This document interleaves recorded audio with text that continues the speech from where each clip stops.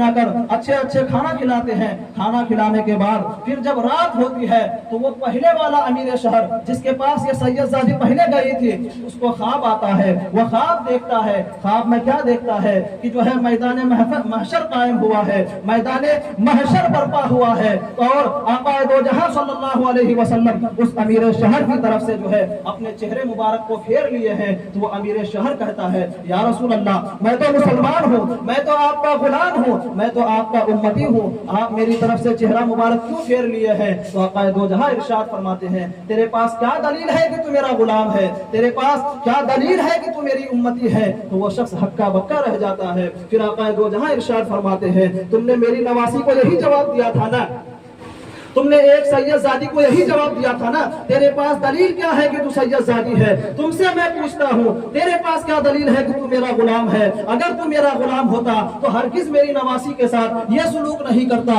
अगर तू मेरा गुलाम होता, मेरी उम्मती होता, तो मेरे रिश्तेदार, मेरे गुलाम, मेरी आल के साथ जो है तुम्हारा ये बर्ताव नहीं होता। चुनांचे वो जो है खामोश रहता है। फिर आका दो जहां सल्लल्लाहु अलैहि वसल्लम एक दूसरे शख्स से फरमाते हैं, दूसरा शख्स वही नुजूमी जो अपने घर में उस सैयदजादी को जगह दी थी, उस नुजूमी से फरमाते हैं कि ऐ शख्स, जन्नत में ये महल देख रहे हो, ये महल तुम्हारे लिए है, ये महल तुम्हारे लिए तैयार किया गया है। तो वो पहले वाला शख्स जो अमीर शहर था, जो सैयदजादी को रुसवा किया था, वो कहता है कि या रसूल अल्लाह, आखिर इस शख्स ने क्या ऐसा अमल किया कि आप इसको जन्नत में महल दिला रहे हैं? तो आका दो जहां ने इरशाद फरमाया, इसने वही अमल किया जिस अमल को तुमने ठुकराए थे, तुमने उस अमल को ठुकराया, इसने उस अमल को कर लिया। बस इसका जो है इसी की वजह से जो है इसको ये सिला मिला और जन्नत में जो है इसको महल मिला।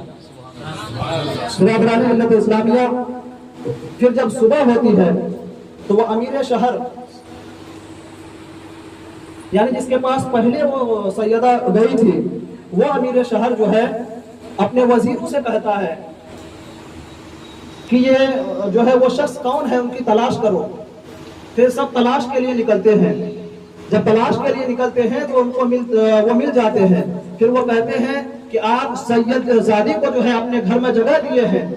तो वो मुहाफिज शहर कहता है कि हाँ, मैं जगह दिया हूँ। तो अमीर शहर कहता है कि मैं तुमको 5000 दिनार देता हूँ, तुम मुझे जो है वो सैयदजादी मेरे हवाले कर दो, मैं उनकी परवरिश करूंगा, मैं उनकी देखभाल करूंगा। तो मुहाफिज शहर जो है इनकार कर देता है, मैं हरगिज नहीं दे सकता। फिर वो अमीर शहर जो है 5000 दिनार और बढ़ा देता है, कहता है लो, मैंने 10,000 दिनार दे दिया। फिर भी जो है वो मुहाफिज शहर इनकार कर देता है और वो कहने लगता है कि तुमने जो ख्वाब देखे हो वही ख्वाब मैंने भी देखा है। आका दो जहां सल्लल्लाहु अलैहि वसल्लम ने जन्नत में मुझे महल अता किया है, मैं कैसे सैयदजादी को तुम्हारे हवाले कर दूं? मैं इनकी परवरिश करूंगा, मैं इनके बच्चों की देखभाल करूंगा। तो यहाँ से साबित ये होता है कि सैयदजादों की मोहब्बत, सैयदजादों की खिदमत का मकाम व मर्तबा इतना बुलंद व बाला है कि जन्नत में महल मिल गया उनको। और वहीं सैयदजादों की अगर आप जो है उनसे दुश्मनी रखेंगे, उनसे अदावत करेंगे, तो फिर आपका क्या हाल होगा? आपने समाअत किया, खुद आप समझ सकते हैं कि क्या आपका हाल होने वाला है। दुरूद पाक पढ़िए, अल्लाहुम्मा सल्ली अला मुहम्मद व अला मुहम्मद सल्लल्लाहु अलैहि वसल्लम। अज़ीज़ान गिरामी, सैयदों की मोहब्बत करने का हमको हुक्म हुआ है, उनसे उल्फत और उनसे अक़ीदत रखने का हुक्म हुआ है। यहाँ तक हुक्म आया है कि अगर कोई सैयदजादा या सैयदजादी आपके साथ हो तो आप उनसे ऊंची जगह पर न बैठे। कोई सैयदजादा या सैयदजादी हुजूर के आल का अगर कोई शख्स हो, चाहे वो मर्द हो या औरत हो, कोई सैयदा हो या सैयद हो, अगर आपके साथ हैं तो आप उनसे ऊंची जगह पर न बैठें, उनको ऊंची जगह पर बिठाएं, आप खुद जो है नीची जगह पर बैठें। एक वाकया बयान करता हूं मैं, जो है काजी जमालुद्दीन महमूद जो है काहिरा के वहां का बादशाह गुजरा है वो, और वहीं पर एक सैयद अब्दुल रहमान नाम से हुजूर के घराने का शख्स रहता था। हुजूर की आल का एक शख्स रहता था सैयद अब्दुल रहमान नाम से। तो वो काजी जमालुद्दीन महमूद जो है सैयद अब्दुल रहमान के पास आता है और कहने लगता है कि सरकार मुझे मुआफ़ फरमाइए। तो वो सैयद अब्दुल रहमान फरमाने लगते हैं کہ آخر تم نے کیا کیا ہے کہ میں تم کو معاف کروں؟ تم معافی مانگ رہے ہو، کیا وجہ ہے اس کی؟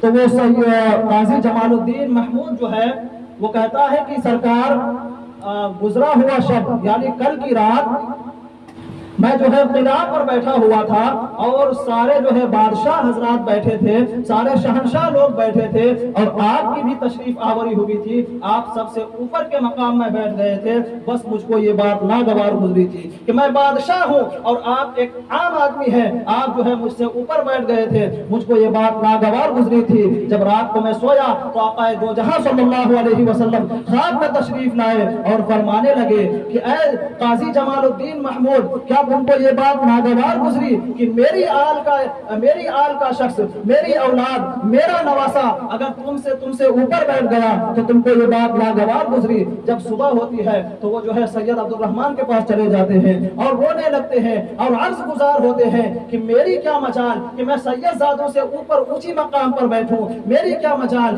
اور میری تو قسمت کا معراج ہو گیا کہ آقا دو جہاں میرے خواب میں تشریف لائے۔ پھر جو ہے سید عبد الرحمن سے وہ معافی طلب کیے، سید عبد الرحمن نے ان کو معاف فرمایا اور جو ہے وہاں سے دعائیں لے کر وہاں سے رخصت ہو گئے۔ تو یہاں سے پتا چلتا ہے کہ سید زادوں کا مقام و مرتبہ کتنا بلند و بالا ہے۔ سید زادوں سے محبت کرنا، ان سے الفت رکھنا، ان سے عقیدت رکھنا ہمارے اوپر فرض اور واجب کر دیا گیا ہے۔ ہمارے اوپر فرض اور واجب ہے کہ ہم ان کی محبت کریں، ان سے عقیدت رکھیں اور جو ہے ان سے بے پناہ محبت کریں۔ بس میں انہی چند باتوں کے ساتھ اپنی باتوں کو ختم کر رہا ہوں۔